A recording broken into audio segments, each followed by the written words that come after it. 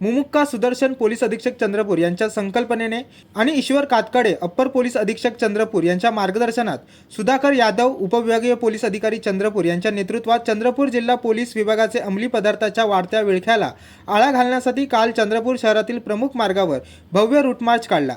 या मोहिमेच्या माध्यमातून नागरिकांमध्ये व्यसनमुक्तीबाबत जनजागृती करण्यात आली। आजच्या पिढीला व्यसनाचे दुष्परिणाम आणि अंमली पदार्थांच्या वापरामुळे होणारे नुकसान याची जाणीव करून देत पोलिसांनी नागरिकांना महत्त्वाचा संदेश दिला।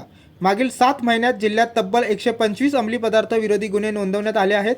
अशा कोणत्याही प्रकारचे अंमली पदार्थाचे सेवन, विक्री, बाळगणे याबाबत माहिती असल्यास किंवा शंका असल्यास तात्काळ नजीकच्या पोलीस स्टेशन किंवा पोलीस नियंत्रण कक्षाचे 112 यावर कॉल करून माहिती देऊन चंद्रपूर जिल्हा नशामुक्त करण्यास पोलिसांना सहकार्य करावे, हे आवाहन पोलीस विभागातर्फे करण्यात आले आहे। मिथुन मेश्राम, जनशक्ती, चंद्रपूर।